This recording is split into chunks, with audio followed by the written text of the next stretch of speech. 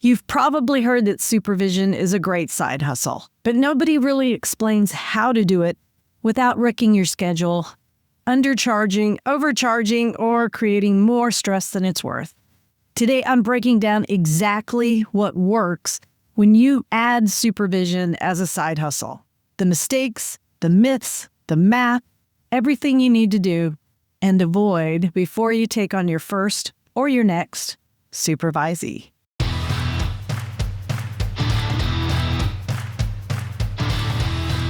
Hey, I'm Dr. Kate Walker. Welcome to your Step It Up coaching, and we're going to talk hot seat today and the benefits and how to add supervision as your side hustle. So let's talk about adding the supervision as a side hustle. And I figured, you guys, I would get supervisors in here and I would get people who maybe have their S but haven't started supervising yet, who just aren't real clear on how do I get this thing going. So I thought this would be a good month to kind of just get back to the basics of your supervision practice and how to make money, how to make sure you're doing it right, how to make sure you're not burning out, you're getting the right supervisee. So I really just wanted to deconstruct, reconstruct today, all the things that you need to know. So if you are a supervisor, you're in the right place. If you're not a supervisor and you're in the Step It Up membership, don't forget you've got a coupon that never goes bad for $100 off any of the trainings. So if you're not a supervisor yet and you're listening to me on a replay, wonderful. That coupon's always going to be there. So this can help you make that decision about adding supervision as a side hustle because it's not clear cut. And there are a bunch of reasons why. So the time and income potential. At the end of the day, you may make less than your hourly rate. And that's just been a tradition, especially in Texas, where we are allowed to charge for supervision if it's not part of our job. So if we work at an agency or a hospital where supervising is part of our job, no, we can't charge for supervision. But we can charge folks. And people always ask me, well, what do I charge? And I send them to the Facebook group, the Texas Supervisor Coalition Facebook page, because you really need to see what others are charging in your region who are offering it the same modality you want to offer it, right? Live or virtual, who have maybe all-inclusive, you can contact me anytime versus no, every time you contact me, I'm going to charge you.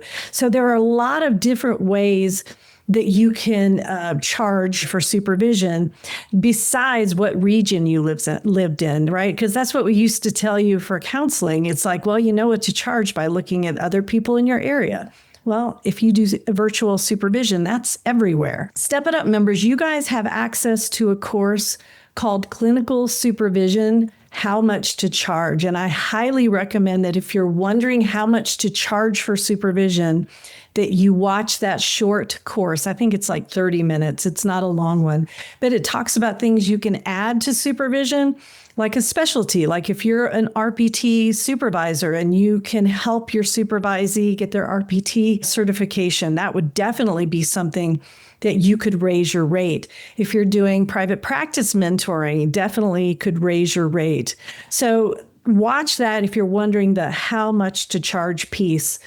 The thing I wanted to add here was the idea of scheduling. So in Texas, our licenses, LPC says only 50% of the total number of hours can be in a group setting. LMFT gives a specific number of hours that can be in a group setting. Social work may be a little bit different.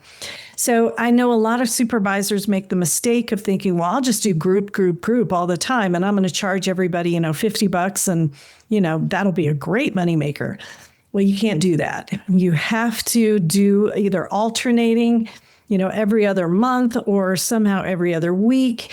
A lot of folks do it different ways, but group is a really good way for you to make extra money in that hour and not give away too many of your client slots, right? So if you have 5 supervisees, you're going to give away 5 client slots. at least, once or twice a month as individual supervision. Well, if you did that every single week, that's 20 client slots that you're giving away at a lower rate. Yes, you're selling them, but it's not as much as you would make for your clients. So there are ways you can schedule. For example, you can do triadic supervision where two people come to supervision. It counts as one, it counts as individual. So it's a great way for supervisees to save money, and you can get closer to your client rate. Also, be strict. If you start from the very beginning, from the first time they see your contract, by the way, you need to have a contract and put this in there. This is what I'm expecting. You can have this many of my weeks or days as individual/triadic, but you must come to group supervision on this day at least once a month so that you're not giving away too many of those client slots. Okay, so we talked about triadic, we talked about the 50% rule. So, sit with a calculator, sit down and look at how much you make per hour with a client and how much you could afford to cut in half to do for supervision. But then think about it. Okay, now I could do 2 supervisees, and that could be triadic. I could do 3 supervisees. I could do 4 supervisees. The thing, I'm going to get to this with myths, the idea that bigger is better.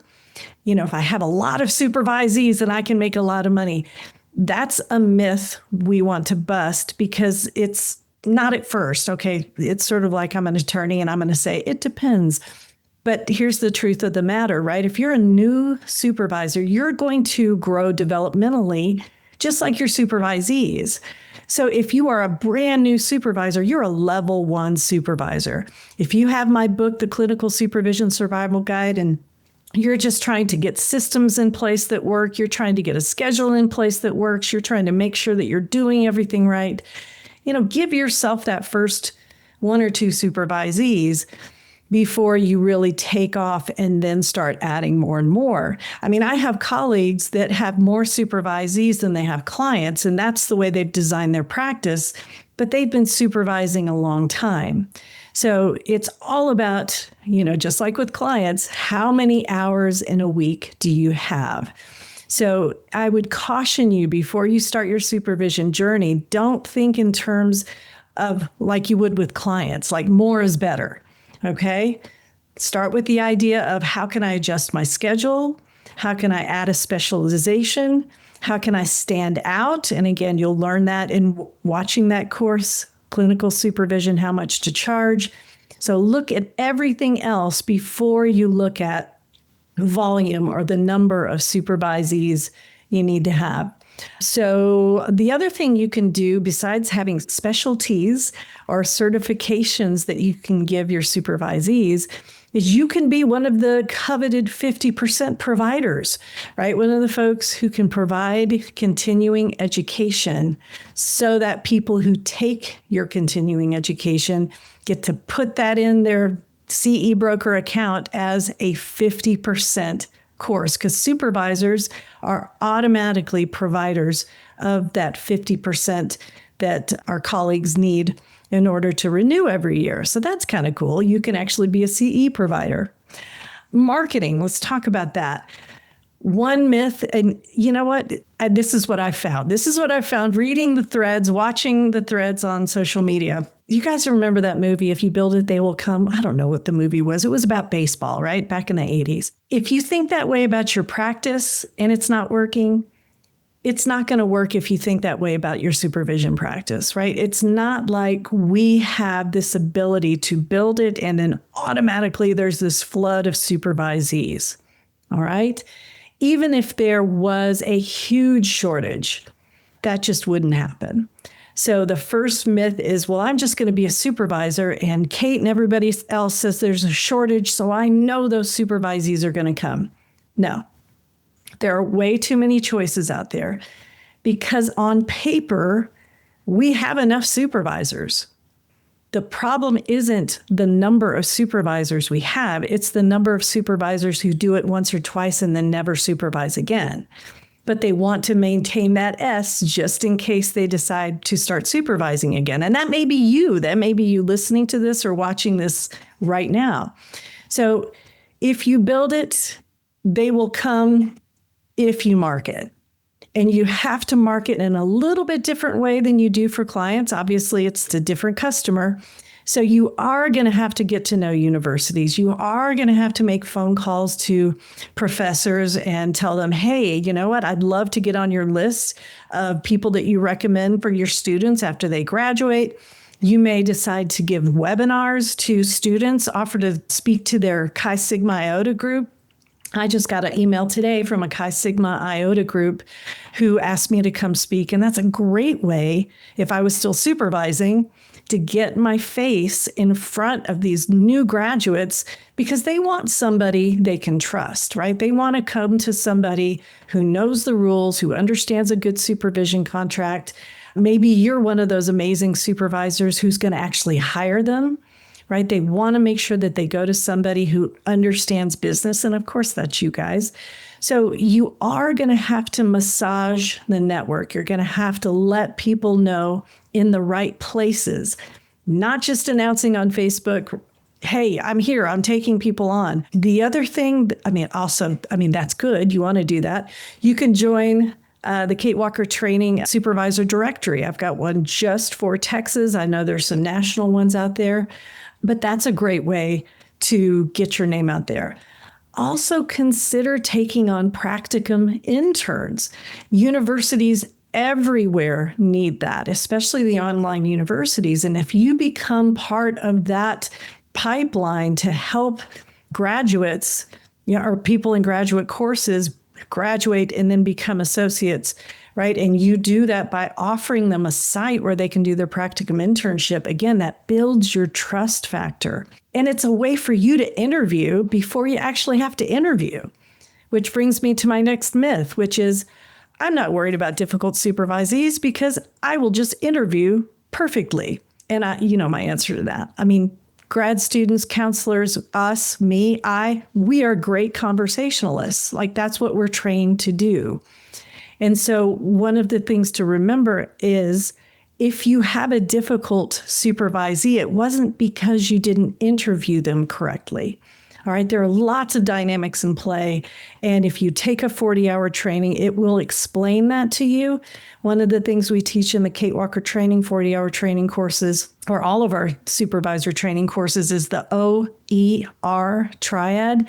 We talk about orientation, evaluation, and remediation so that you're confident handling difficult supervisees, which brings me to my next myth, that the world is just full of difficult supervisees. That's not true. Most of the supervisees you're going to encounter are wonderful human beings. They just want to do their calling. They need somebody to help them grow through these developmental stages so that they can become your colleague. So if you're holding on to your S because maybe you had a difficult experience with the supervisee and you don't want that to repeat, then I would point you to the OER triad.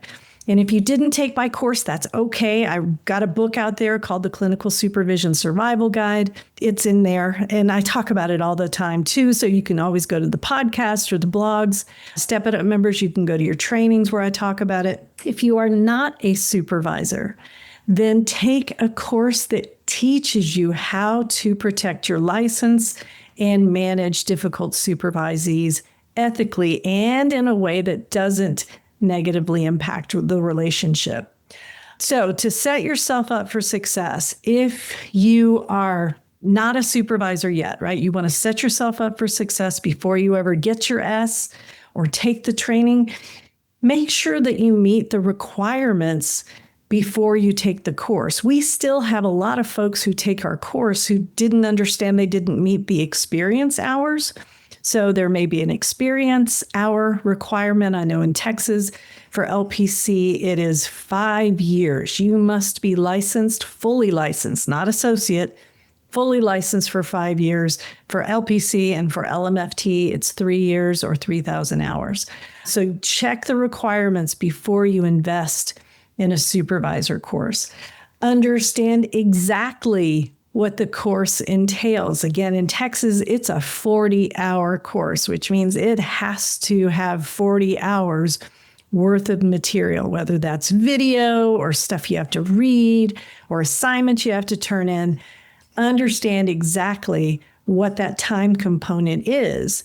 Read articles about business plans. So I'm talking to you, supervisors. If you have your S, but you're hanging on to it because you're just not ready to take on your first supervisee and it's making you nervous, you're not exactly how to do the business plan thing, then read articles about business plans.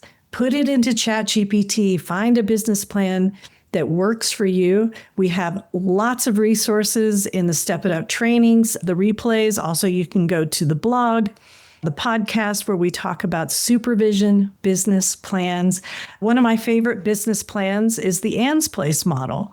And the Ann's Place model is just you asking your supervisees to give you 3 direct hours a month in your practice. And they can see clients pro bono, or you can charge clients $20, $40, $60, whatever you want.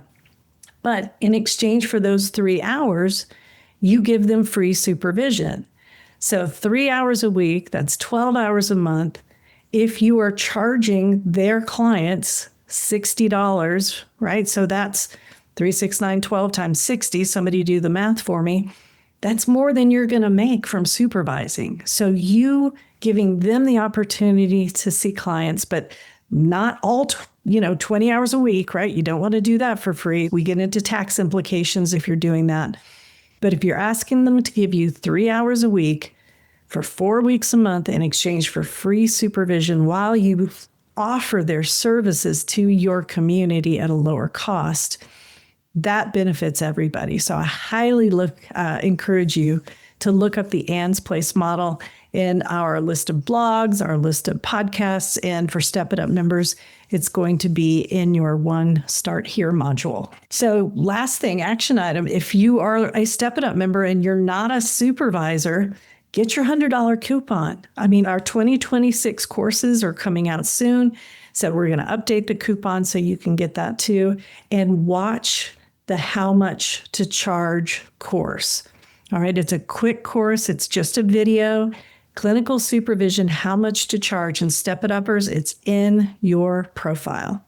So that's what I've got as far as adding supervision as a side hustle.